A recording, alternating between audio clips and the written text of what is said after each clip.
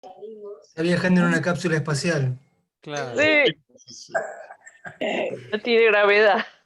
Ok, voy a saludar a todos y pasamos a Greg, ¿ok? A Marcelo, perdón. ¿Qué necesitas?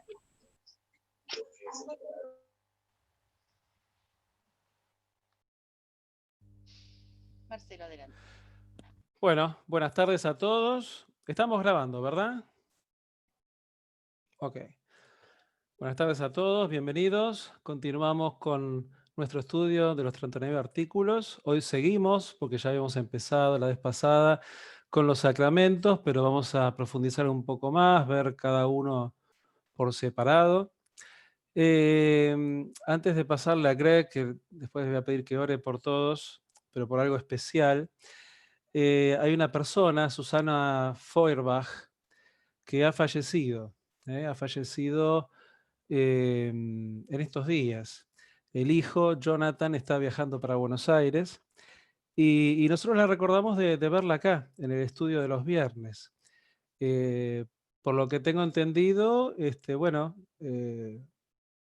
no despertó, ¿no? No despertó. Así que bueno, la recordamos con mucho cariño. Me acuerdo de ella de la iglesia de Belgrano cuando yo era organista. Y bueno, y tengo esta imagen de ella que participaba de estos encuentros, de los encuentros de los viernes para seguir profundizando en su fe. Así que bueno, vamos a orar por Jonathan. Le voy a pedir a Greg que nos guíe en oración. Estás muteado, Greg, ¿eh? También quiero mencionar que falleció, o mejor decir, como en el caso de Susana, pasó a la gloria. Un gran amigo nuestro, Christopher Seward, de San Miguelito, Los Ángeles, en Martínez. Por favor, tengan a Silvia, su viuda, y la familia en sus oraciones también. Eso fue en esta semana también. Otro persona muy, muy, muy amada por nosotros. Entonces, tengamos en nuestras oraciones la familia de Susana y de Christopher, y damos gracias a Dios por la vida de dos siervos de él, a quienes vamos a extrañar, pero estamos contentos que ellos están libres de dolor y hay en la presencia de nuestro Señor. Les invito a orar conmigo. Gracias, Padre, que nuestro Señor Jesucristo nos enseñó que Él es el camino, la vida y la verdad, que tu Hijo es vida, resurrección y vida. Y Él nos dio la victoria sobre ese enemigo, el último enemigo, la muerte. En gracias que cada uno de nosotros, conociendo a tu Hijo, podamos tener la seguridad de un futuro eterno en tu presencia. Te damos gracias por las vidas de Susana y de Christopher y todos los demás que tenemos en nuestros corazones. Dar consuelo y paz a sus familiares y ayúdanos a vivir en la luz de la vida eterna que nos espera en tu presencia. Ahora acompáñanos en este encuentro, Señor, y gracias en el nombre de Jesús. Amén. Amén. Bueno, una vez más, gracias por acompañarnos. Un gran gusto ver las caras de tantos amigos y hermanos tan queridos. Realmente somos una familia especial y en particular la familia de los viernes. Gracias por la perseverancia y por la paciencia y por el deseo de entender mejor las cosas, porque entendiendo podamos ser mejor lo que Dios quiere que seamos. Y ahora con esa noticia nos hace recordar que la fe cristiana en primer lugar no es un tema de religión o de iglesia. Son cosas importantes, pero la fe cristiana es vida eterna, conociendo a Dios. Jesús vino para darnos vida Y él empezó su ministerio no proclamando iglesia por todo lo que iglesia puede ser algo importante, sino proclamando el reino de Dios. ¿Y qué estamos aprendiendo con estos artículos que vienen de una revelación que Dios nos dio en su palabra? Estamos aprendiendo cómo es esa vida que Dios nos ha regalado. No hay nada de malo en tener valores cristianos, pero la fe cristiana es más que humanismo cristiano. No hay nada de malo en entender las cosas, la vida, en la luz de la fe cristiana, pero es mucho más que una explicación. No hay nada de malo en encontrar paz y consuelo, pero para muchos eso no es nada más que mi hermanita, que ahora es una abuela de 66 años, una gordita que vive en el sur de Inglaterra, pero para mí es mi hermanita. Cuando nos acompañó en la boda de Timo, hace unos años, alguien en Paraguay dijo, cuando usted habló de su hermanita, yo esperaba una enanita.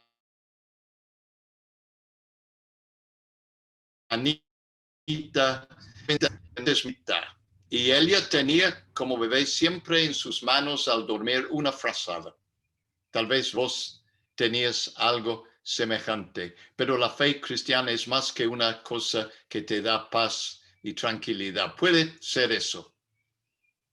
Y es más que tradición y ceremonias. Es conocer a Dios. Y lo que estamos estudiando tiene que ver con cómo podemos entender mejor y así vivir en la luz de la revelación. Hoy nos toca temas importantes, pero antes de entrar en los temas de los sacramentos, me toca a mí hablar de algo sumamente serio. Algo que ha causado muchos problemas y algo que ha dado en mucha gente un rechazo de la fe cristiana. Me refiero a los ministros que no son dignos de tal título. Personas que han llevado el título de pastor, sacerdote, presbítero, obispo, y luego con su comportamiento ha mostrado que no son dignos del privilegio de ser llamado un ministro del Evangelio de Jesucristo. Entonces voy a pedir a Sandra, por favor, si podemos tener en la pantalla el artículo 26. Ahí empezamos, gracias con Dios, como siempre, recordándonos que hacemos todo en la presencia de Dios y eso en sí es la respuesta a todos. Pero ahora el artículo 26 y dice así, que la indignidad de los ministros no impide el efecto de los sacramentos.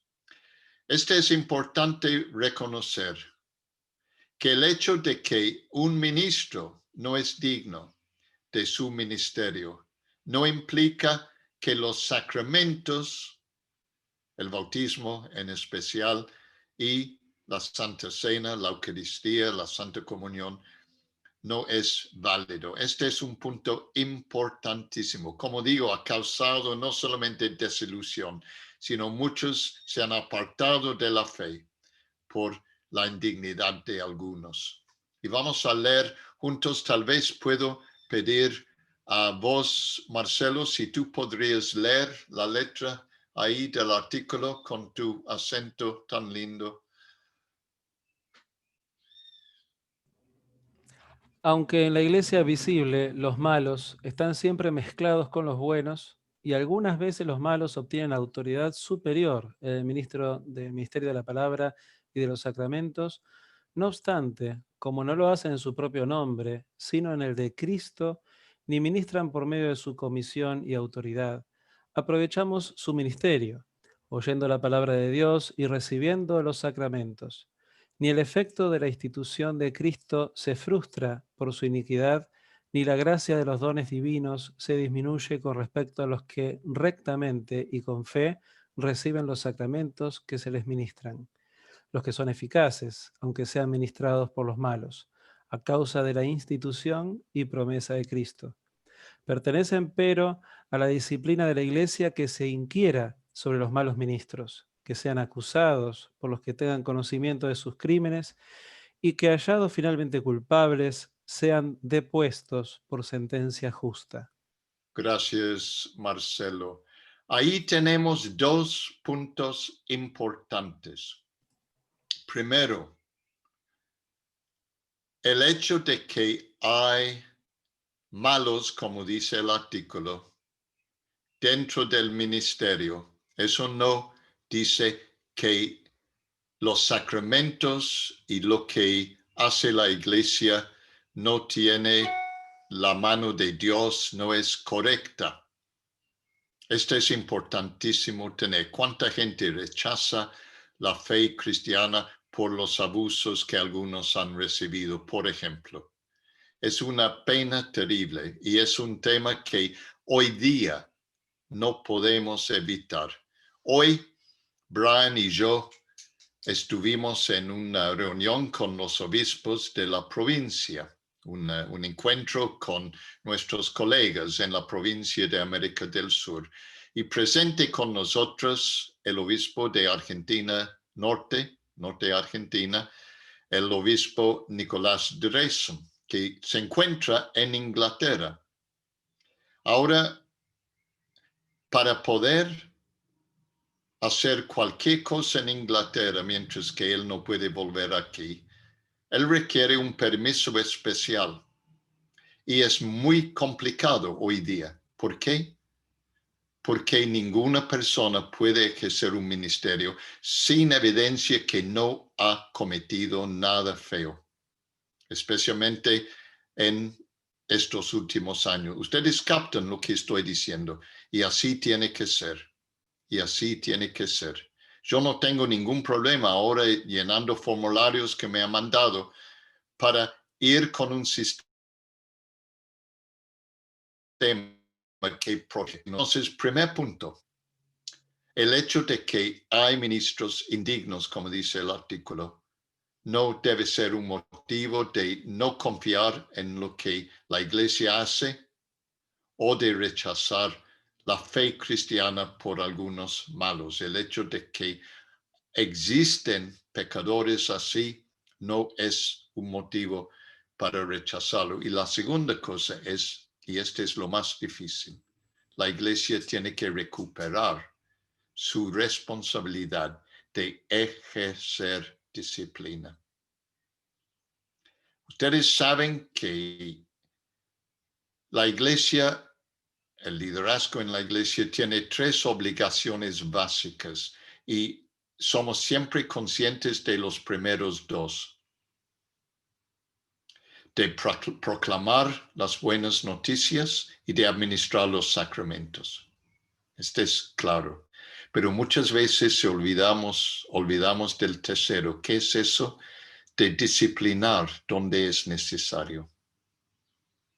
Y eso no es pegar a alguien o hacer algo fea. Es sencillamente reconocer que cuando una persona falla, tenemos que tomar en serio eso.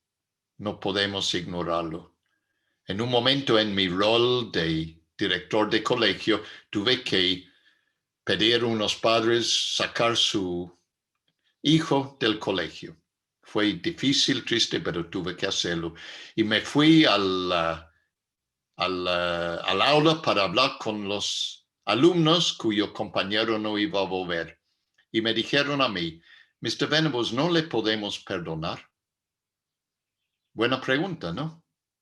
¿No le podemos perdonar? Yo dije, sí, pero una vez que alguien hace algo, no podemos ignorarlo.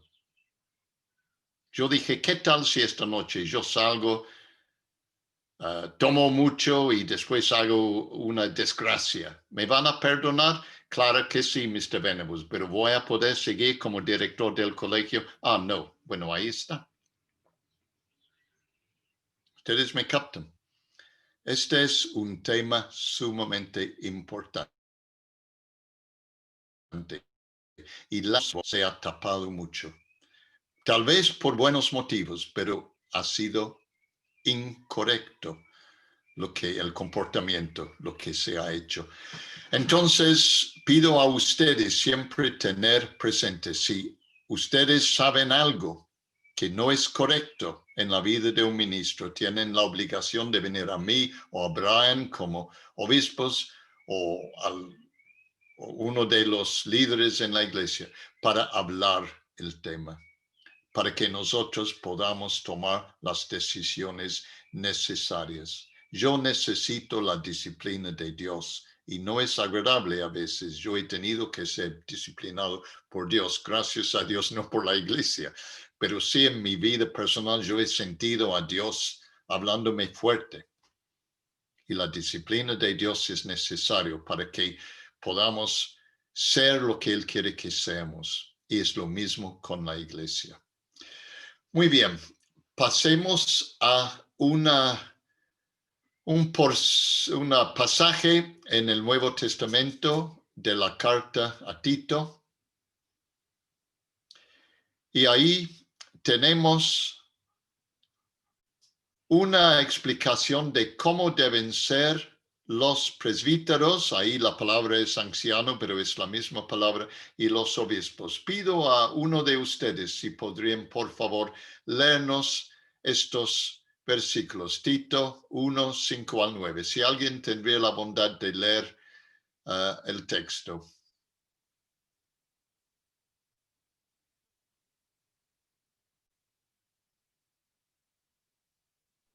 No todos a la vez, uno solo. Te dejé en Creta para que pusieras en orden lo que quedaba por hacer y en cada pueblo nombrarás ancianos de la iglesia, de acuerdo con las instrucciones que te di. El anciano debe ser intachable, esposo de una sola mujer. Sus hijos deben ser creyentes, libres de sospecha, de libertinaje o de desobediencia. El obispo tiene a su cargo la obra de Dios y por lo tanto debe ser intachable, no arrogante, ni iracundo, ni borracho, ni violento, ni codicioso de ganancias mal habidas. Al contrario, debe ser hospitalario, amigo del bien, sensato, justo, santo y disciplinado. Debe apegarse a la palabra fiel según la enseñanza que recibió, de modo que también pueda exhortar a otros con la sana doctrina y refutar a los que se opongan. Muchísimas gracias, Richard. Ahí lo tienen. No es poca cosa cuando la iglesia reconoce el llamado de Dios, como Brian nos enseñaba la semana pasada, y nos envía para ser ministros. Es importantísimo, pero no es suficiente que alguien empiece bien. Tiene que seguir bien. Muy bien. Ahora doy la palabra a Marcelo para ayudarnos a seguir en nuestra consideración de los sacramentos. Muchísimas gracias, Marcelo. Gracias, Greg.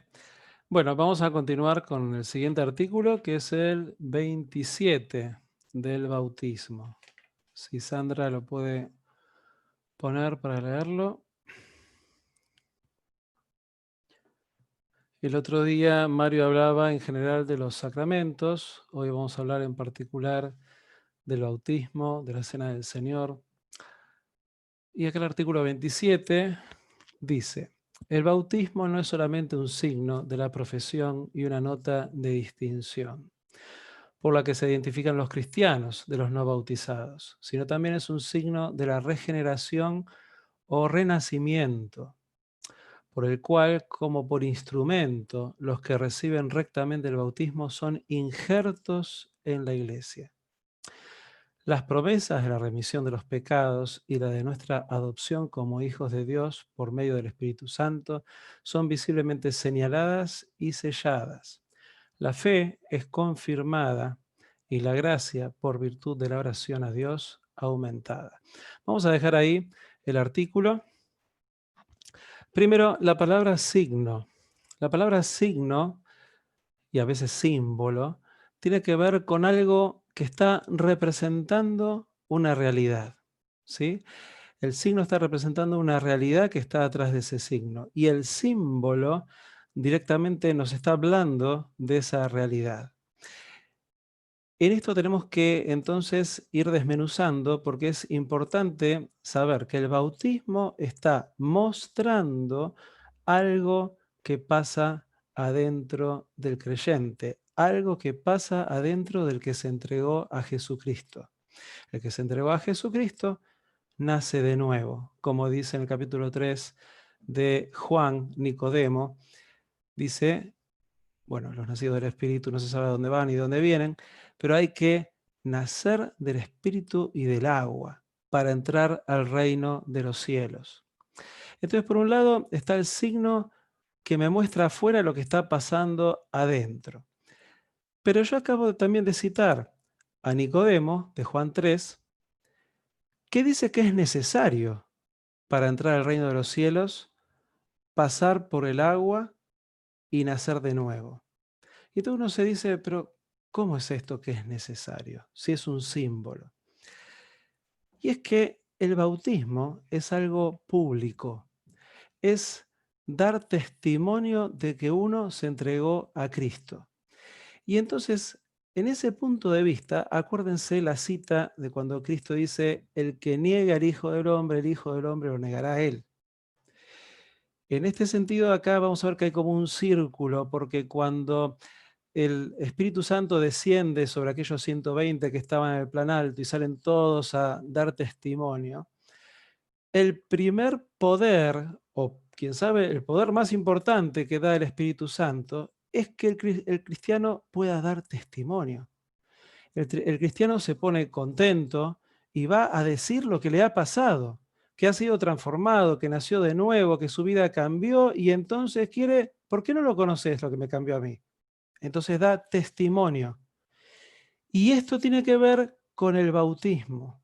El bautismo físico, el bautismo de agua, es un testimonio de lo que me ha pasado. Y como estoy contento, estoy regocijado por todo lo que me ha pasado, lo estoy mostrando. Ahora, si yo quisiera mantenerlo oculto, si yo me avergonzara, si yo diría, no hace falta hacerlo, bueno, ahí estaría en ese camino sutil, ¿no? Que Cristo decía, ojo, el que niega al Hijo del Hombre, el Hijo del Hombre lo va a negar a él. Entonces, algo muy importante, y muy importante en el recién convertido, por eso a veces actualmente las personas se convierten y dicen, bueno, ahora tienes que hacer un curso y después te bautizás, ¿no? O te confirmás, lo que sea. Pero vemos en la Biblia que había gente que recibía el mensaje, se convertía y decía, bueno, ¿me puedo bautizar? Y ¡pum!, lo bautizaban. ¿Sí? No había problema. Entonces, el bautismo es algo que pasa por afuera, pero que está diciendo, esta persona realmente está convertida, ¿no? Dejo un poquito esto y voy un poquito para atrás. Los baños que tomaban creyentes, por ejemplo, los esenios, tomaban baños varias veces al día. ¿Y para qué? Bueno, para purificarse. Había un símbolo ahí de me tomo un baño y me purifico. Y me purifico varias veces al día, con lo que esto significaba en el medio del desierto, ¿no? Algo bien complicado. Juan el Bautista, bautizando, era un bautismo de arrepentimiento. Y ahí aparece Jesús, ¿no? Y decimos, el bautismo y la Santa Cena son sacramentos que fueron instituidos por Jesús mismo. ¿A dónde? Acá, cuando Jesús se acerca a su primo y le dice, bautizame. Y el primo dice, no, en todo caso bautizame vos a mí. Y él dice, no, es de toda justicia que me bautices. ¿Y por qué? Si es el Hijo de Dios. Porque la otra vez dije algo de esto. Todo lo que te pide Dios, primero lo hace Dios. Y lo más significativo es que Dios ama primero, vos podés amar. Dios perdona, vos podés perdonar. Y en este sentido, Jesús dice, no, bautícenme. ¿Sí? Y ahí aparece, bueno, la paloma, el Espíritu Santo. Hay una cuestión espiritual, real, ¿sí?, que sucede, que está en este pasaje que relaté antes en Hechos capítulo 2. Cuando el Espíritu Santo cae sobre los creyentes, salen con valentía a predicar. Es decir, que el bautismo tiene varias cuestiones. Una cuestión que solo hace Dios, que es la conversión. Una cuestión que hace el Espíritu Santo, que es darte el poder de testificar y otros dones del Espíritu. Y una cuestión de testimonio que haces vos, ¿sí? Bueno, hasta acá no hay problema, ¿no?, de nada. Tenemos la gran comisión en Mateo, al final del Evangelio de Mateo, que está el mandato de Cristo antes de ascender, que dice: vayan y bauticen por el mundo, hagan discípulos y bautícenlos en el nombre del Padre, del Hijo y del Espíritu Santo. Y está diciendo lo que podemos hacer nosotros. No dice, bueno, y conviértanles. No dice ganen convertidos. No. Vayan y hagan discípulos a los convertidos que yo convertí, que yo voy a convertir, y bautícenlos en el nombre del Padre, del Hijo y del Espíritu Santo. Acá nos está mostrando que el bautismo es trinitario. Hay algunos relatos en los evangelios de que algún bautismo no fue trinitario, uno que fue en el nombre de Juan el Bautista, otro solamente en el nombre de Jesús, y dicen, no, tiene que ser el nombre del Padre, del Hijo y del Espíritu Santo. Es decir, que el bautismo es algo que tiene que ver con la conversión. Y en ese sentido es un rito de paso, es una iniciación, ¿sí? Y quiero ver ahora sí Romanos, capítulo 6, del 3 al 5. Ahí si Sandra lo puede colocar. Esto de la iniciación es algo fuerte y por eso voy al significado más importante, tal vez, porque bueno, para que haya bautismo tiene que haber arrepentimiento. Pero acá tenemos un significado que es bien visual, ¿no? ¿Acaso no saben ustedes que todos los que fuimos bautizados para unirnos con Cristo, ¿sí?, otro motivo de bautismo, para unirnos con Cristo, Jesús, en realidad fuimos bautizados para participar en su muerte? Por tanto, mediante el bautismo fuimos sepultados con Él en su muerte, a fin de que, así como Cristo resucitó por el poder del Padre, también nosotros llevamos una vida eterna. Me acuerdo que en una de las prédicas que hicimos durante el año, me llamó alguien y me dijo, es la primera vez que entiendo de qué se trata el bautismo. Porque yo decía, justamente estaba citando este pasaje. Cuando uno baja al agua, uno está bajando a la tumba, está bajando a la muerte. Y es el simbolismo y el significado fortísimo de que uno muere con Cristo. Entonces entra a la tumba, se sumerge en el agua y de ahí sale del agua. Y es el significado de que sale resucitado con Cristo. Y eso es ahora, porque las primicias ya se están dando, ¿no? Entonces, entro al agua, muero, y salgo del agua resucitado. Para mí este es uno de las imágenes y significados más hermosos del bautismo.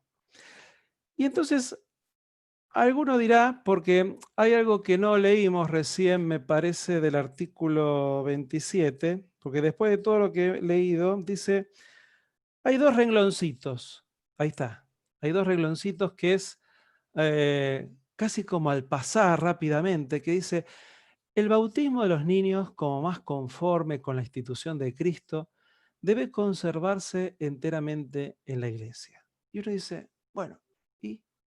Entonces, si vienen a la iglesia anglicana por ahí de extracción evangélica, que tienen tan metido, ¿no?, el tema del bautismo de adultos, y dice, bueno, ¿y qué hacemos con esto? Porque en definitiva este artículo no me explica nada, ¿no? Simplemente el bautismo de los niños, como más conforme con la institución de Cristo, debe conservarse enteramente en la iglesia. Tengo acá mi libro de el bautismo de los niños como algo totalmente de acuerdo con la instrucción de Cristo. Totalmente igual. Es decir, es casi como decirme, bueno, la iglesia siempre lo hizo así, lo vamos a conservar. Ok, ¿y dónde está en la Biblia esto? ¿No? Bueno, Hay relatos de la iglesia primitiva de antes del año 200 que había personas que se habían bautizado de bebés, ¿no? O de infantes. Yo quiero ir ahora a Hechos 16. Hechos 16, 15.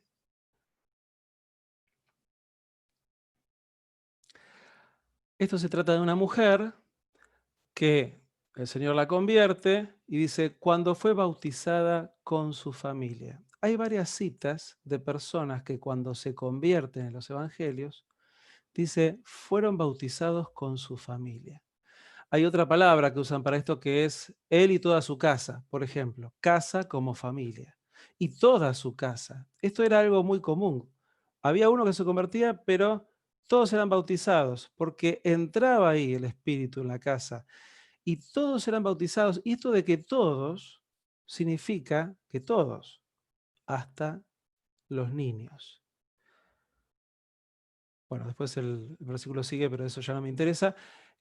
Vamos a ir al otro, de Hechos 16, 31 y 33. Le dicen al carcelero que tenía presos a Pedro, cree en el Señor Jesús, así tú y tu familia serán salvos. De paso, recordamos, porque muchas personas a veces se acercan y dicen, estoy orando por la tía fulana, por mi hermano Pedro, por quien sea. Y yo siempre recuerdo este pasaje, ¿no? Bueno, cree vos en el Señor Jesús y vos y tu familia serán salvos. ¿Sí? Agárrate de este pasaje para los tuyos, agárrate de este pasaje para tus seres queridos, ¿no? Y después dice, bueno, toda tu familia, otra vez. Eso incluye a todos, a menores también. A esas horas de la noche el carcelero se los llevó, les lavó las heridas, enseguida fueron bautizados él y toda su familia. Estos son los versículos bíblicos que apuntan a que la totalidad de la familia se convierte y la totalidad de la familia es bautizada. Y hay otra cuestión acá. Las primeras veces, después de que Jesús hizo su obra en la tierra, etcétera, obviamente los convertidos eran adultos. Pero ya vemos que cuando un adulto se convertía a la familia, se bautizaba a toda la familia. Pero después esto se hace una cadena. Y enseguidita, ya en los primeros años de la iglesia primitiva, se empezó a dar esto, porque la primera cita es del año 150, se empezó a dar esto de que los padres bautizaban a sus hijos. ¿Sí? ¿Y por qué? Y acá recuerdo lo que nos dijo Brian, hablando en charlas pasadas, de la transmisión del pecado, etcétera, que bueno, la iglesia romana, por ejemplo, tiene esta teología del pecado original que se lava con el bautismo, y nosotros no. Nosotros creemos que el pecado original hace caer la naturaleza del ser humano, y entonces nacemos en esa naturaleza caída. Pero que los niños son de Dios, ¿sí? Los niños, justamente, ¿qué dice Cristo? Los que van a entrar en el reino de los cielos son como los niños. Por lo tanto, los niños son de Dios, ¿sí? Pero vemos acá que los padres, primero, lo que leímos recién, un hecho de las Escrituras, pero vemos también que con la historia, muy temprana, los padres quieren bautizar a sus hijos. Y entonces, ¿qué teología hay acá? Bueno, es la teología de la entrada en el pacto. Papá y mamá que quieren que sus hijos sean bautizados, quieren que entren en el pacto en el cual ellos ya están. Entonces, ¿qué hacen? Van al rito de iniciación. Quieren que sus niños se inicien, pertenezcan al pacto. Y esta es la teología de la pertenencia al pacto. Y en esta teología hay algo muy parecido a la circuncisión de los judíos. Y entonces ahí quiero ir a Colosenses, capítulo 2, versículos 11 y 12, que lo tenemos ahí, Sandra. Colosenses 2:13. Además, en él fueron circuncidados, en Jesucristo, no por mano humana, sino con la circuncisión que consiste en despojarse del cuerpo pecaminoso. O sea, esta circuncisión la hace Dios. Esta circuncisión la efectuó Cristo. Ustedes la recibieron al ser sepultados con Él en el bautismo. Otra vez Romanos 6. En Él también fueron resucitados mediante la fe en el poder de Dios, quien lo resucitó de entre los muertos. O sea, compara acá al bautismo con la circuncisión. Y como sabrán algunos, los judíos circuncidan a los bebés a los 8 días, o sea, cuando son bebés, ¿no?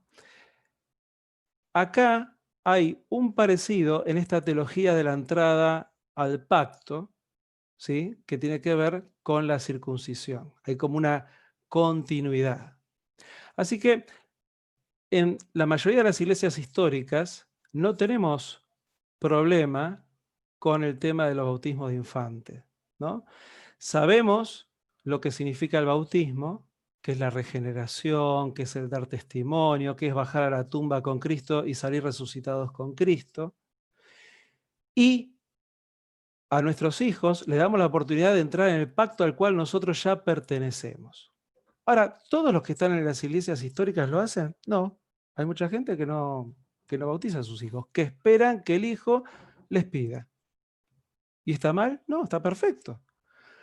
No nos olvidemos que las iglesias históricas, que no estamos lavando el pecado original, ¿no? Las iglesias históricas tenemos las dos alternativas. O sea que si yo como padre quiero esperar que mi hijo me lo pida, lo puedo hacer. Y no estoy yendo en contra de la iglesia anglicana. Y yo como padre quiero bautizar a mi hijo, lo puedo hacer. Y no tengo ningún problema con la escritura. Porque ya vemos que los que se convertían y se bautizaban lo hacían con toda la familia. Familias grandes, con niños. Y ya vemos que a los 150 años de iglesia primitiva ya había bautizados de infantes. Entonces, no tenemos ningún problema con esto. Y obviamente tenemos que ser conscientes de lo que significa el bautismo. Pero también conscientes de la elección que como padre voy a tomar. ¿Sí? Yo, por ejemplo, no le pedí a Ezequías, no lo bauticé cuando nació. Sí hice una bendición. Y Ezequías a los 8 años me pidió ser bautizado. Ahora, hay gente que después, y me acuerdo que bautizamos ahí junto con Brian, que también se estaba bautizando Teo. ¿Te acordás, Brian? Y ahora hay gente que después se quiere bautizar de nuevo. Bueno, yo no lo recomiendo, porque para mí es válido. ¿Qué es lo que pasa con las iglesias históricas que tenemos bautismo de infante? Bueno, si tenés bautismo de infante, donde los padrinos se comprometen con los padres a que ese chico, chica, va a crecer en la fe, ningún problema. Entonces, después que viene la confirmación, cuando el niño ya es un niño grande y tiene uso de razón, dice, bueno, me quiero confirmar, pero fue educado en la fe. ¿Qué diferencia hay con los padrinos del adulto? Los padrinos del adulto son testigos de que el adulto está preparado. Pero los padrinos del infante son comprometidos a que ellos con los padres van a criar a ese niño en la fe cristiana. ¡Wow! Qué complicado, ¿no? Porque todos no lo hacemos, ¿no? Ese es el significado del padrino. El significado del padrino no es comprarle regalos y cuando cumple la mayoría de edad, bueno, te voy a comprar el último regalo. No. O vieron los que bautizan por infantes, que bautizan a su hijo al año, cuando cumple un año, y hacen una fiesta que parece un casamiento, ¿no? ¿Qué es eso? Bueno, no quiero que nadie se sienta ofendido, pero en realidad lo que los padres y los padrinos hacen por el niño es comprometerse a que ese niño se eduque en la fe cristiana. ¿Sí? Así que bueno, no sé si acá me quedé con algo, pero creo que no. Creo que estamos con todo el tema. Hay mucho para decir. Hay montones de citas sobre el bautismo. Así que bueno. Dejamos acá. Paso la palabra a Archbishop Venables. Gracias, Reverendo Marcelo Centurión. Muchísimas gracias. Como dijo Marcelo, es un tema así y créanme, es un punto que finalmente los teólogos, los líderes es un tema que los teólogos, los líderes en la iglesia pueden decirnos, no podemos llegar a un lugar más específica. Por eso la forma en que Marcelo ha presentado está muy bien y deja la opción con cada persona, con cada familia. Y les digo por qué la Biblia no lo deja más claro. Y es lo mismo seguramente con lo que Brian va a compartir sobre la Santa Comunión.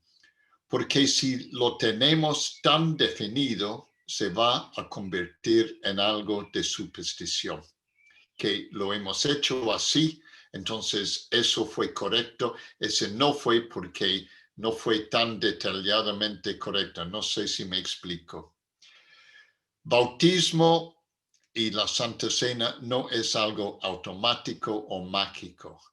Como dijo, es un signo, un símbolo de lo que Dios ha hecho y lo que Dios hace en mí. Yo he hecho bautismos, seguramente mis colegas aquí en el ministerio, donde estoy seguro que algunos de los, ¿cómo se dice?, padrinos, a veces los padres, tenían cruzados los dedos al decir sus votos. No lo digo en una forma ligera, ¿me entienden? La gente mayormente es sincero, pero algunos dicen, bueno, tengo que decirlo. Es una pena. Lastimosamente ha ocurrido en bodas también, pero no voy a entrar en ese tema.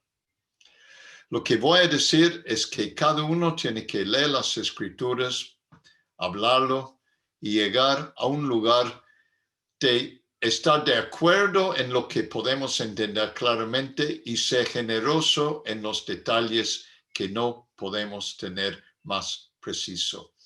Porque el bautismo ha causado mucha división en la iglesia. Cuando Silvia y yo vivíamos en Paraguay, hacíamos bautismos en los arroyos, ahí en los ríos. Y una vez me tocó en Inglaterra asistir al bautismo de un amigo que se bautizó como adulto en una iglesia muy evangélica. Y los que hacían el bautismo en esa iglesia en Inglaterra, muy evangélico, viendo estas cosas, me dijo, seguramente este va a ser una nueva experiencia para usted, pensando que yo nunca había visto un bautismo tipo de esa naturaleza. Yo dije, sí, la última vez que hice bautismos tuvimos que cuidarnos de las pirañas en el río. Ahí vamos. Brian, te toca a ti hablarnos sobre el tema de la Santa Comunión, la Eucaristía, la Santa Cena. Te doy la palabra. Muchas gracias, Greg. Voy a proyectar entonces, justamente como vos decías, llamamos Santa Cena, Santa Eucaristía o Santa Comunión, refiriéndonos a lo mismo. Cada una tiene un énfasis particular, en la Santa Cena, porque recordamos que fue la última cena de Jesús, la Santa Comunión, porque hablamos de esta unión que tenemos cuando comulgamos juntos y nuestra unión principalmente con Cristo, o Santa Eucaristía, Eucharistos en griego, que quiere decir acción de gracias o dar gracias por las palabras que dijo Jesús, ¿no? Habiendo dado gracias. Y cualquiera sea el nombre que usemos, nos referimos a lo mismo. Tenemos 4 pasajes principalmente donde es mencionado lo que llamamos la institución de la Santa Cena, es decir, cuando Jesús presenta y manda a que hagan esto en recuerdo de él.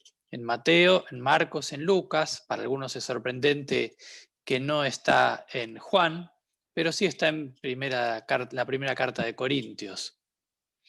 Y ahí están los pasajes. Entonces vamos a estar pensando un poco lo que es la Santa Cena, Santa Comunión o Santa Eucaristía. Cuando yo preparo a los chicos para la primera comunión, siempre me encanta cuando llego a la parte donde obviamente al final del curso de preparación, hacemos un ensayo de lo que va a ser su primera comunión, ¿no? Y tienen esta expectativa y están así tan ansiosos para ver el pan y para ver el vino y la copa y qué sé yo, por supuesto que no prueban ahí y lo dejamos para el primer día, ¿no? Y las caritas que ponen cuando prueban, ¿no? ¿Cuál es tu reacción cuando comulgás? ¿Cómo venís vos a comulgar? ¿Venís con expectativa? ¿Venís, bueno, es parte de la liturgia y hay que hacerlo? ¿Cómo vos recibís la Santa Cena? Y quiero que tengas esto presente en lo que vamos a estar ahora compartiendo. Claro, en este contexto actual que nos toca vivir, donde no estamos pudiendo comulgar porque no hay encuentros presenciales, es como que uno lo extraña, o al menos espero que ustedes lo estén extrañando como yo lo estoy extrañando. Pero qué bueno es comprender lo que hacemos, o al menos tratar de comprender lo que hacemos, y no simplemente porque hay que hacerlo, como en la iglesia cuando se paran todos, uno se para, cuando todos se arrodillan, yo me arrodillo, sino realmente entender por qué hacemos lo que hacemos. El artículo que sigue, que habla justamente de lo que es la Santa Cena, nos dice lo siguiente. Es el artículo 28. Es largo, voy a ir parte por parte. Dice, la Cena del Señor no es solo un signo, y vuelvo a la palabra signo que ya mencionó Marcelo, del mutuo amor que los cristianos deben tener entre sí. Es decir, que acá marca este eje horizontal que hay. El mutuo amor, estamos reflejando que estamos unidos. No es casualidad que en la mayoría de nuestras iglesias, al comulgar, pasamos al reclinatorio y comulgamos arrodillados, como respeto, como reverencia, por lo menos aquellos que le dan las rodillas para arrodillarse, pero con nuestros hermanos a cada lado. En esta idea de que comulgamos juntos, ¿no? Hay un mutuo amor, hay amor entre nosotros, pero no es solamente el amor entre nosotros lo que nos une, porque el amor entre nosotros nos puede unir en muchas otras cosas que no tienen nada que ver ni con Cristo ni con la iglesia. Por eso sigue diciendo, sino más bien es un sacramento de nuestra redención por la muerte de Jesús. O sea que ya nos va dando la pauta que la Santa Cena nos remite a Jesús y específicamente a su muerte. Por algo es la última cena que Jesús celebra con sus amigos. O sea que no es solamente en el eje horizontal, pero es en el eje vertical lo que estamos haciendo cuando compartimos la Santa Comunión.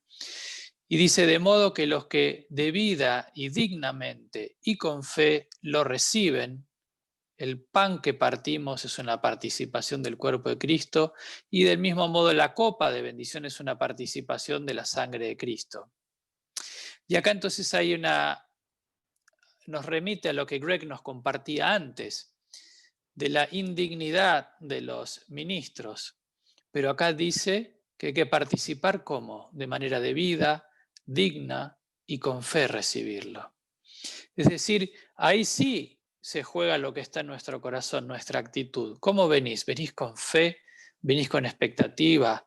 ¿Venís dignamente? Y por eso hacemos la confesión de los pecados. Ahora vamos a volver sobre eso. Pero por eso venimos habiéndonos confesados, diciendo, bueno, yo ya reconocí lo que está mal. ¿Por qué? Porque quiero ser digno de recibir esto, no por mis propios méritos, sino porque Cristo me lo quiere dar. Si vas a ir a una fiesta y te vas a poner un lindo traje o un lindo vestido, seguramente te vas a bañar antes de ponerlo. No vas a estar todo sucio de un partido de fútbol o después con todos los pelos parados de haber estado, qué sé yo, cocinando o haciendo alguna actividad y entonces te vestís de gala. Sino que primero te querés bañar, estar bien, para después poder vestirte. Esto es lo mismo. Uno lo que busca es un momento especial.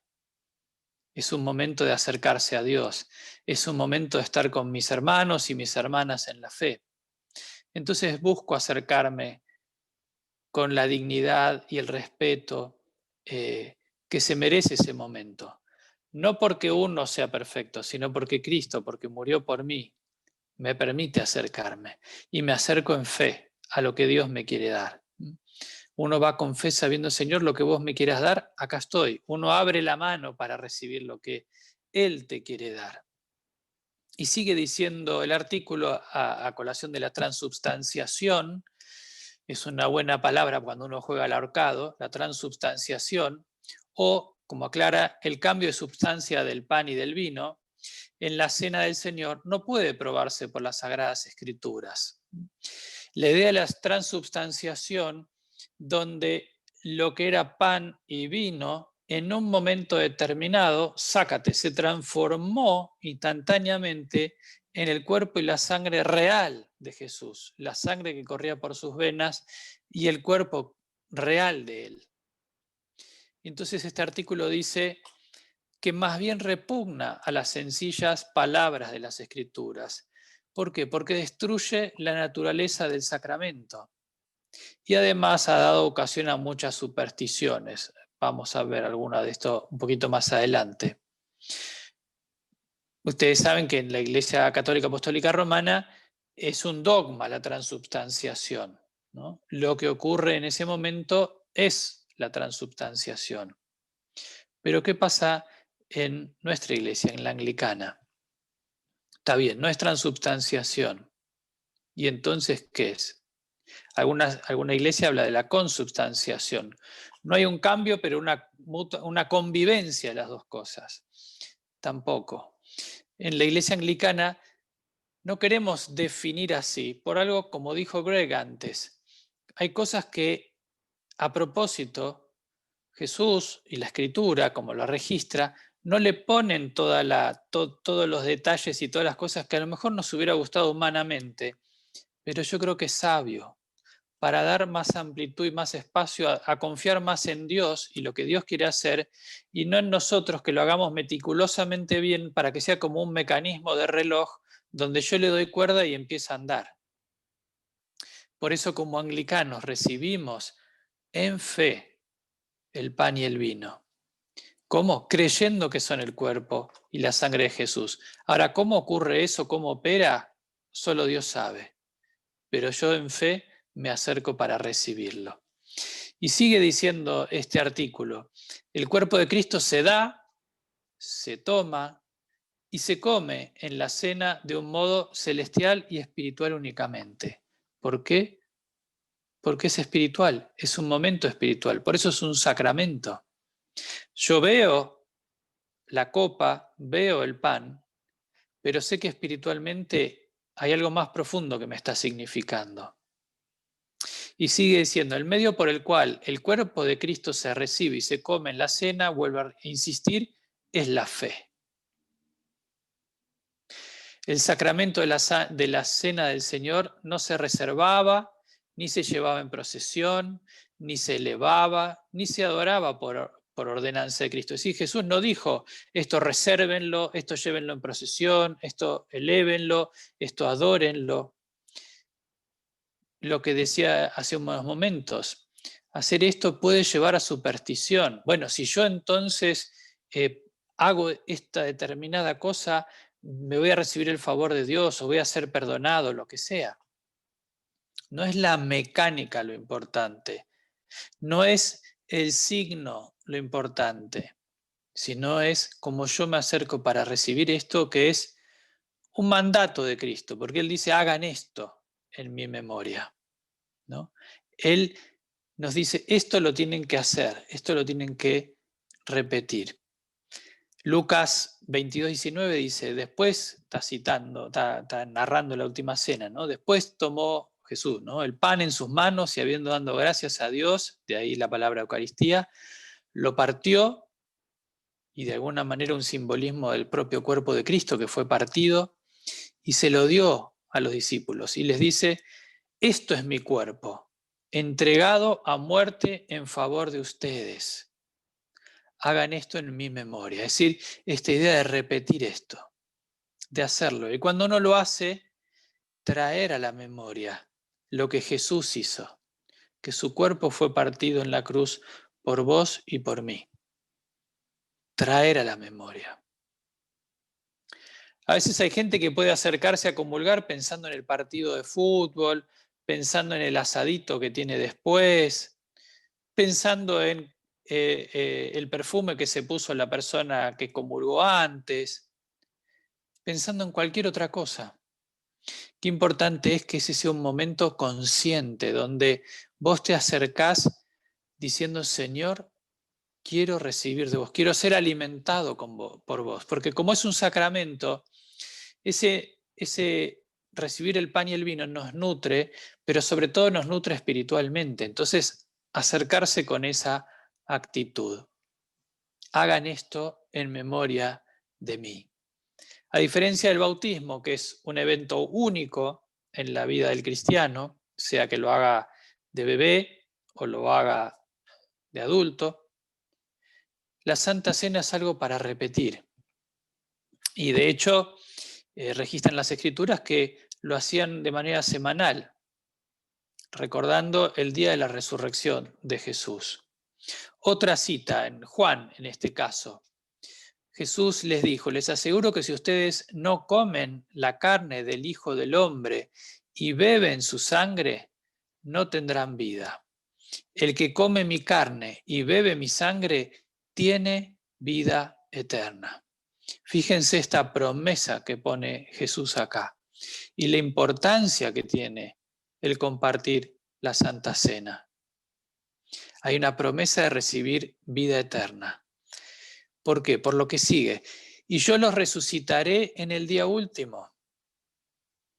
O sea que la última cena de Jesús, que va ligada a su muerte, también va ligada a su resurrección y en última instancia a tu resurrección.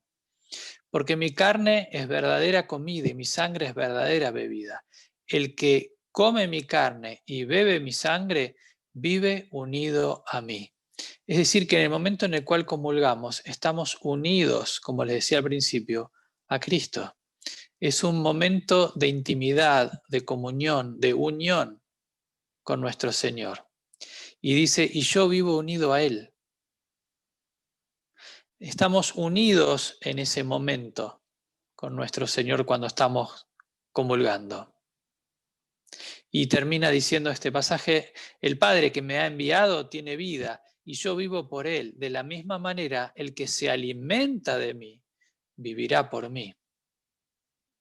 Alimentarse espiritualmente de nuestro Señor. Y una cita más, esta vez de 1 Corintios, Pablo escribe, cuando bebemos de la copa bendita por la cual bendecimos a Dios, participamos en común de la sangre de Cristo.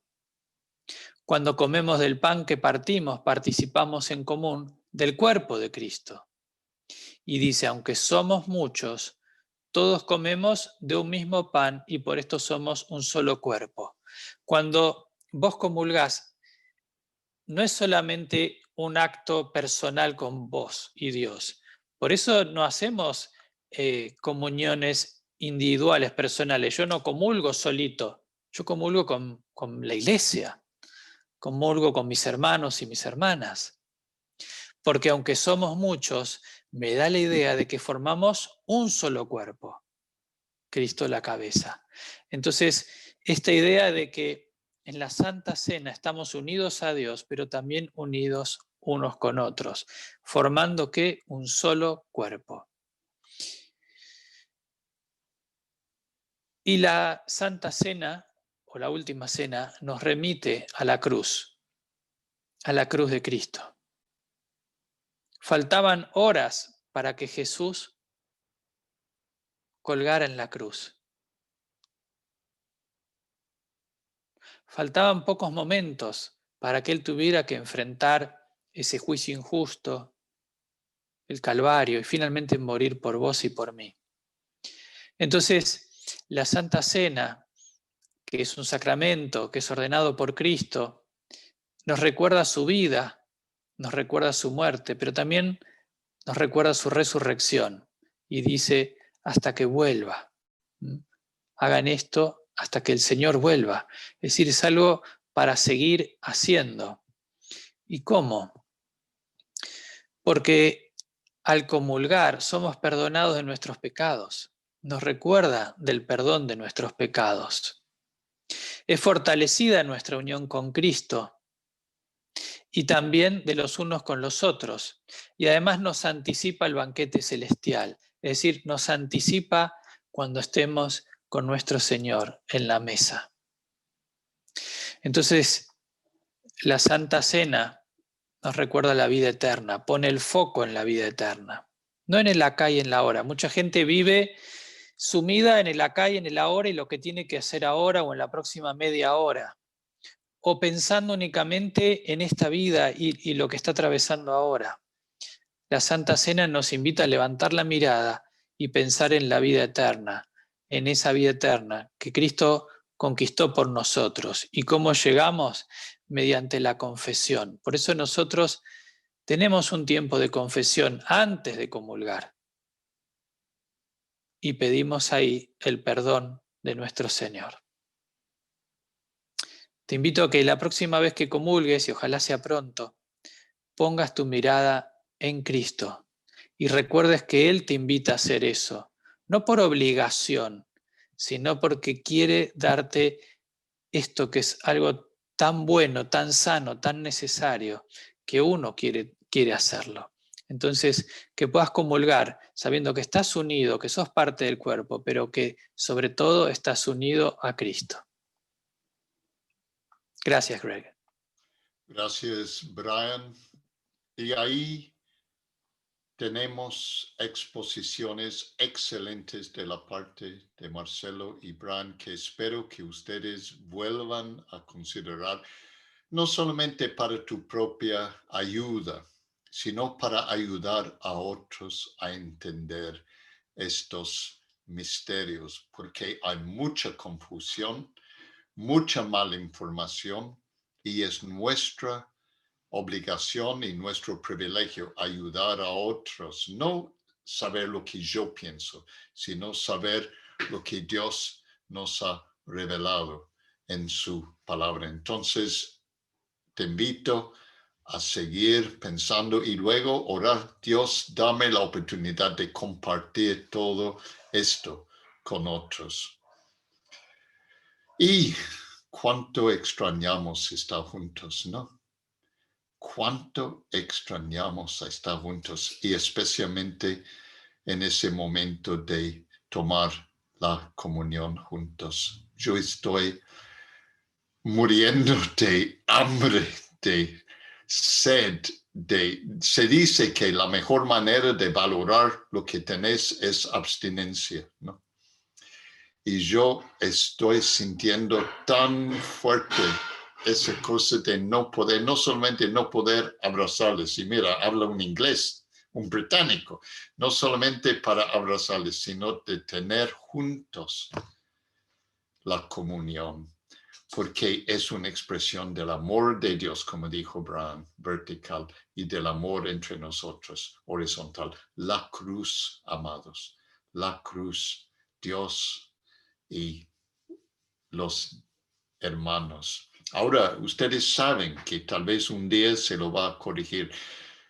La Santa Comunión, esa expresión de tomar pan y vino, empezó en el contexto de una comida comunitaria, agape. Tal vez un día la iglesia va a volver a esa práctica, ¿no? Y luego en un momento, en el asadito o en la comida, el anciano, porque presbítero es, como vimos ya, anciano, es un hombre con experiencia, alguien o una mujer con experiencia, pero toma pan y toma vino y comulgamos juntos. Tanto extrañamos ese momento. También hay que recordar lo que estamos viendo, que no hay detalles. La Biblia no dice cómo hacer la Santa Cena. Dice que hay que tomar pan y vino y compartirlo con estas palabras. No hay detalles, no es un rito mágico. No dice cómo bautizar, no dice que si debemos meter todo en el agua o agua sobre la cabeza o bajarnos en el agua o 3 veces o lo que sea.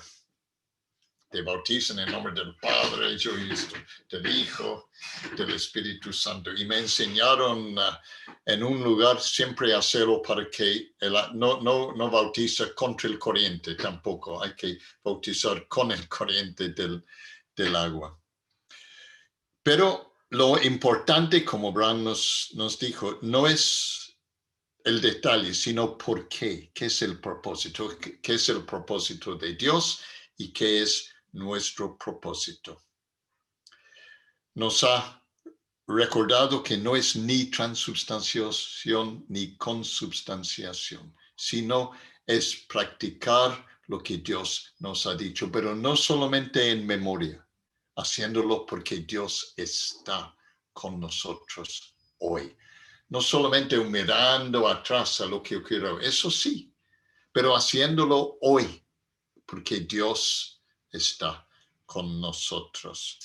Y la importancia de no tomar objetos como algo que debemos venerar. Nunca debemos venerar objetos. ¿Por qué? Porque es idolatría y superstición. Mi fe está en Él. Y como dijo Brown, cuando tomo el pan, cuando tomo el vino, estoy creyendo lo que Él dice.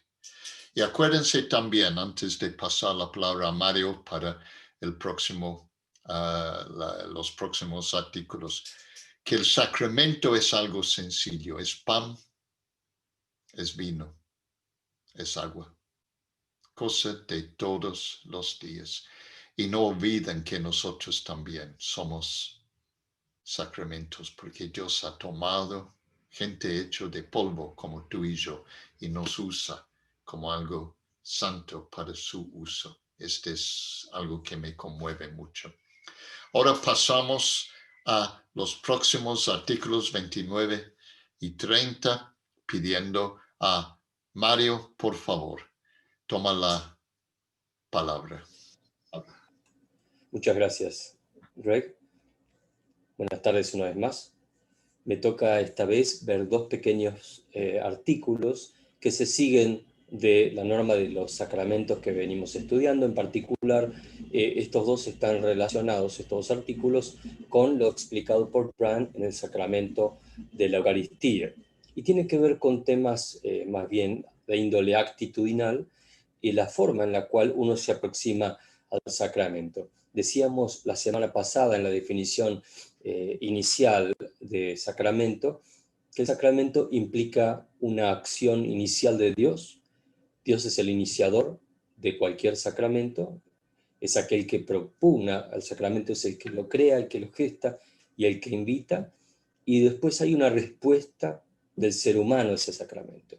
La forma en que esa respuesta se suscita tiene que ver también entonces con el efecto que se suscita en la persona. Y esto es un poco lo que dice el primero de los artículos, y el segundo tiene que ver con una cuestión actitudinal de parte de los ministros de la Iglesia.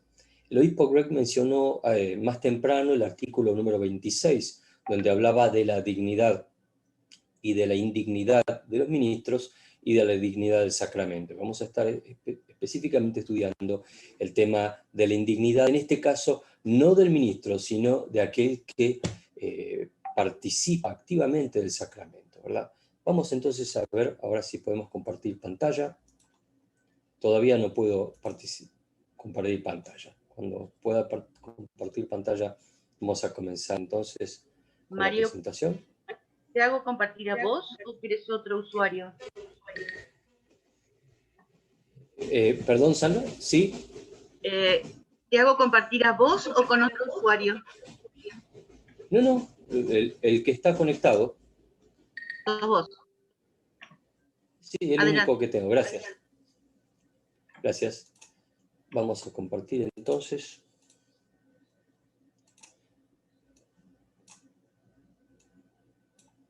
A ver si podemos.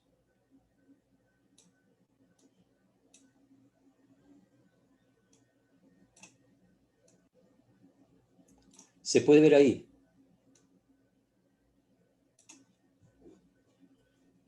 De los impíos y de las dos especies. Sí.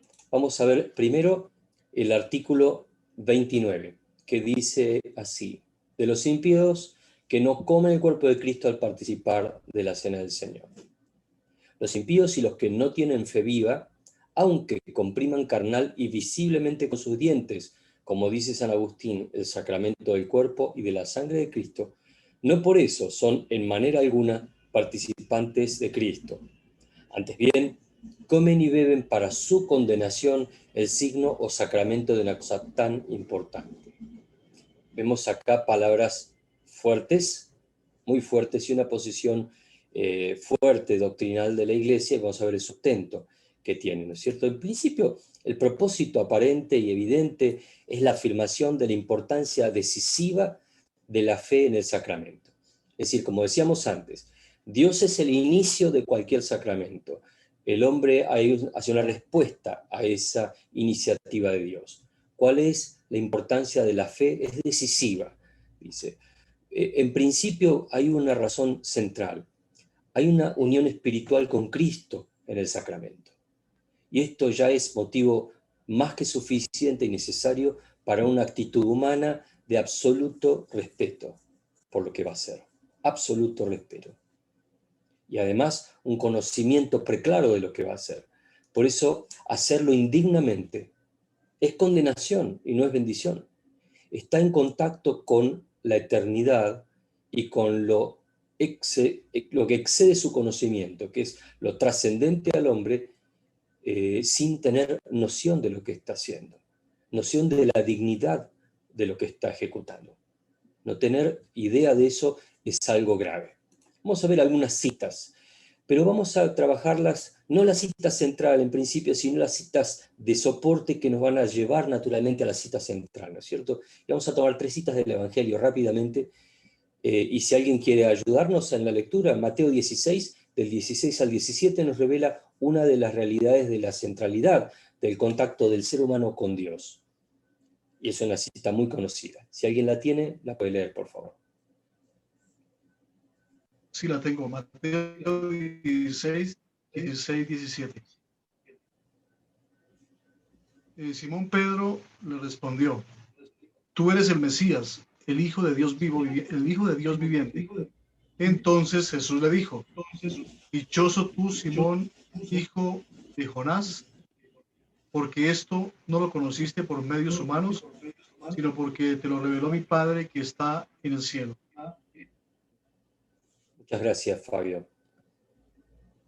Vemos aquí entonces que Cristo se revela en forma espiritual. Hay una comunicación espiritual de la figura de Cristo, la figura mesiánica. ¿Quién es realmente? A Pedro. Pedro no podía por medios naturales conocer eso, sino por medios espirituales. Segunda cita, muy conocida también, Mateo 5, verso 8. Si alguien la tiene, nos puede ayudar, por favor. Bienaventurados los de limpio corazón, porque ellos verán a Dios. Muchas gracias, Elizabeth. Dichosos los de corazón limpio. El corazón parece ser la clave interpretativa del sacramento. No podemos inteligir la presencia de Dios, sí podemos percibirla espiritualmente. La limpieza, por otra parte, es señal de la acción del Espíritu Santo en la persona. Jesús dijo en otro pasaje, ¿no? ¿De dónde proviene el mal? El hombre. ¿De lo que come? ¿De lo que viste? No, dice, los horrores están en el corazón. Los asesinatos, la lujuria, todo está en el corazón del hombre. Entonces, la limpieza eventualmente es señal de la acción de Dios, y eso es lo que permite el acceso a esa idea, a ese conocimiento de la presencia misma de Dios, ¿verdad? Vamos a la siguiente cita, Mateo 5, 23 y 24. Si alguien la tiene, la puede leer, por favor.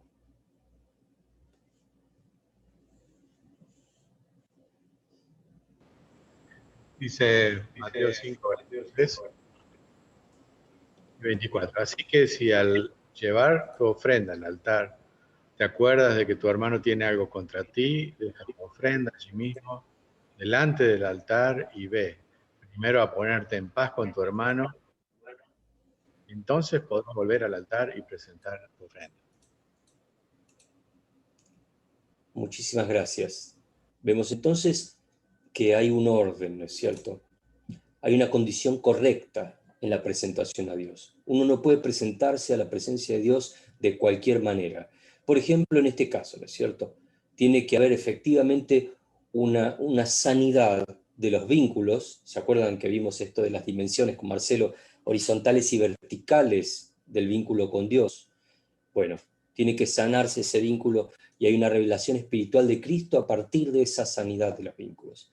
Y vamos a ver finalmente entonces la cita central, que tiene que ver con algo que el apóstol Pablo les dijo a los corintios en esta parte de la primera carta, que es en el capítulo 11, versos 27 al 29. Y si alguien lo tiene, por favor, lo puede leer para nosotros. Sí. 1 Corintios 11, 27 a 29. Así pues, cualquiera que coma del pan o bebe de la copa del Señor de manera indigna, comete un pecado contra el cuerpo y la sangre del Señor. Por tanto, cada uno debe examinar su propia conciencia antes de comer del pan y beber de la copa. Porque si come y bebe sin fijarse en que se trata del cuerpo del Señor para su propio castigo, come y bebe. Sí. Muchísimas gracias. Vemos entonces que hay un autoexamen pendiente. La condición espiritual para vivir esa plena experiencia del contacto con Dios tiene que ser una experiencia de autoexamen. En principio, Brian nos decía hace un momento nada más, qué importante es saber cómo estamos frente a Dios. La confesión. La confesión es un elemento esencial antes de ejecutar la Eucaristía. No es una casualidad, no es una práctica arbitraria de la Iglesia, sino que tiene que ver con esta instancia de autoexamen. Y esta instancia no tiene que ver solo con el autoconocimiento, cómo estoy parado frente a la realidad de Dios, sino también con el otro elemento que nos menciona el apóstol Pablo, discernir el cuerpo. Poder ver que del otro lado está Dios mismo, que lo que vamos a hacer es ponernos en presencia viva de Dios y que espiritualmente Él va a entrar en nuestras vidas y vamos a tener una unión, lo que el Señor dijo en Juan 17, ¿se acuerdan? Que sean uno como nosotros somos uno y uno en nosotros. Es una cuestión absolutamente misteriosa y que trasciende mi entendimiento y el entendimiento humano. No podemos comprender en toda su magnitud lo que significa esto, pero sí aceptamos que Dios lo ha dicho así y que es una realidad porque podemos percibir, como decíamos antes, no inteligir o colegir, podemos percibir espiritualmente que estamos en unión con Cristo a través de su Espíritu. Por tanto, naturalmente entonces, quien no pueda discernir esos factores, peca contra el mismo mandamiento de Cristo. Está en una situación grave. Por tanto, no hay bendición alguna, porque no comprende lo que está haciendo, porque no están las condiciones de aprovechar de esa bendición. Por tanto, esta exhortación que suena fuerte, de la cual se deriva nuestro artículo 29, tiene que ver con eso, con una toma de conciencia. Hermanos, cuando se acerquen a la mesa del Señor, acérquense en esta condición. Una condición de seriedad, de respeto, de asignarle la importancia que realmente tiene. Dios ha ejecutado una cosa increíble que no merecemos de ninguna manera. Acerquémonos con esa conciencia, con esa reverencia, con ese temor. Quizás no son palabras que hoy en el tiempo de la postmodernidad sean muy populares, reverencia y temor, pero ciertamente estamos frente al Dios vivo que nos da esta posibilidad. Pasemos entonces al artículo 30, que tiene que ver con otro tema actitudinal, y en este caso un tema que tiene mucho que ver con el clero, de las dos especies. Y dice así: el cáliz del Señor no debe negarse a los laicos, puesto que ambas partes del sacramento del Señor deben ministrarse igualmente a todos los cristianos, por ordenanza y mandato de Cristo. Como que cuando se ejecuta la cena del Señor, no puede haber una exclusividad de parte del clero para con especialmente la copa. A propósito de este artículo, bueno, en principio el mandamiento de Cristo es bien claro. Vamos a volver a releerlo. Y dice que mientras comían, Jesús tomó pan y lo bendijo. Luego lo partió y se lo dio a sus discípulos, diciéndole, tomen y coman. Esto es mi cuerpo. Después tomó la copa, dio gracias y se las ofreció diciéndoles, beban de ella todos ustedes. Esto es mi sangre del pacto que es derramada por muchos para el perdón de los pecados. Como decía Greg hace un momento, cómo uno extraña este momento.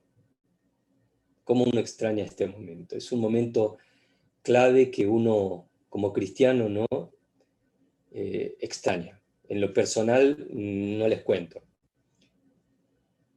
Es emocionante, es profundo, es un momento único, porque es un momento de contacto con la eternidad. Es un momento de contacto con Dios mismo.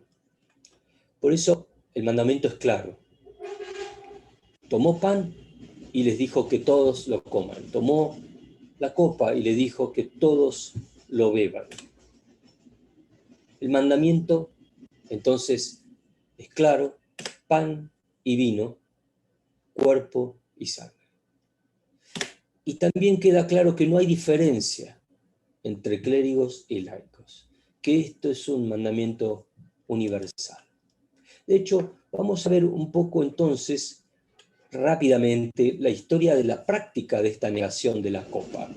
¿Por qué entonces tenía que haber, si es tan claro, una negación, ¿no es cierto?, de esta parte que dio lugar a este artículo? Bueno, en principio podemos decir que en los primeros 11 siglos de la historia de la Iglesia, esa era una práctica generalmente condenada. Se ve que ya existía, algunas personas lo hacían por diversos motivos, pero era generalmente condenada. De hecho, el Papa Pascal II, en el siglo XII, condenó la práctica de la negación de la copa, ¿no es cierto?, de la no administración de la copa a los laicos.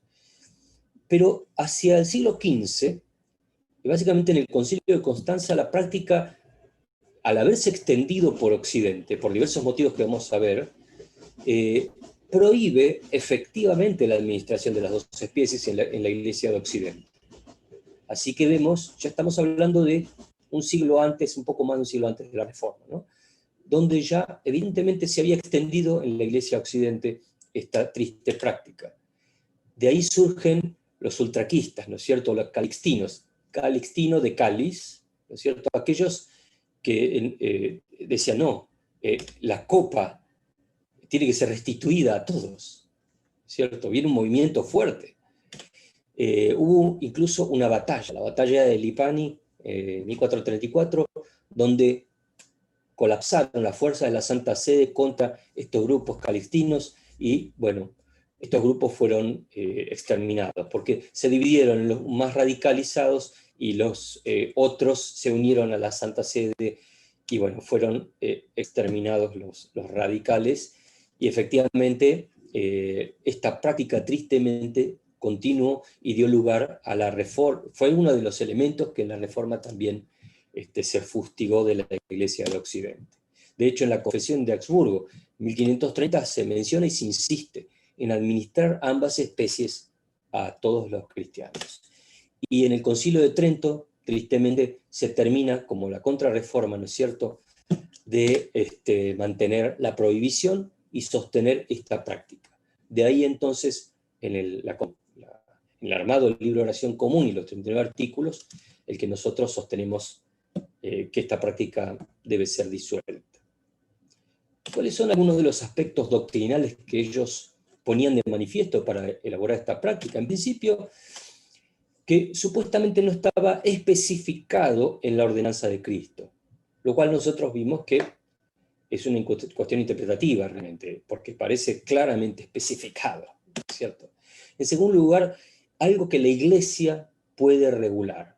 Es como que la Iglesia puede regular el ejercicio del mandato de Cristo, puede determinar si el mandato hay que hacerlo así o asá, de qué manera hacerlo, en qué momento, ¿no es cierto? Mientras que la Reforma sostuvo que efectivamente aquello que estaba sustentado por el testimonio escritural no podía ser alterado por la Iglesia. Y también surgió una especie de teoría, la teoría de la concomitancia, en la cual todo el Cristo está en cada especie, con lo cual ya no es necesario administrar las dos especies, sino que con una basta. Entonces, si Cristo está en cada una de ellas, con solo dar el pan es suficiente, ¿no es cierto? Esta teoría de la concomitancia se vincula directamente con lo que hablaba más temprano Marcelo, que es la teoría de la transubstanciación, ¿no es cierto? Una se da con la otra concomitantemente, valga la redundancia, si no, no podrían sustentarse. Y también hay aspectos prácticos, ¿no? El primero, supuestamente evitar derramar la sangre de Cristo. Y también rechazar algunas teorías que denieguen esta mencionada concomitancia, ¿no es cierto?, de existir tal cosa. Por eso es que un poco pusieron en marcha esto, y algunos sostienen que también tiene que ver con, tristemente, diferenciación entre los clérigos y los laicos. Poner un énfasis especial en la clerecía, en la exclusividad del clero, de tener un vínculo no solo consagratorio en la Eucaristía, sino además de exclusividad de santidad, ¿no es cierto? Que llegue a un nivel de santidad mayor que el laico. Entonces es como un diferencial. Nosotros somos la Iglesia, ustedes participan en, ¿no es cierto? Hay como una diferenciación. Pero bueno, son cuestiones que tienen más que ver con una interpretación de dogmas que no son parte de constitutivos de nuestra Iglesia. Muy por el contrario, ya desde la Reforma sostenemos que las dos especies deben ser entregadas indistintamente al clérigo y al laico, porque son partes esenciales de la experiencia de la Eucaristía, ¿no es cierto? Y esto nos lleva naturalmente a la pregunta automáticamente, ¿y qué pasa si no lo hacemos? Y aquí está la clave de la inspiración espiritual, porque Brian y yo pusimos la misma frase de sustento bíblico y volvemos sobre esta frase del Señor. Ciertamente les aseguro, afirmó Jesús, que si no comen la carne del Hijo del Hombre ni beben su sangre, no tienen realmente vida. El que come mi carne y bebe mi sangre tiene vida eterna, y yo lo resucitaré en el día final. Creo que el Señor nos ha inspirado a buscar la misma cita porque es central en esto.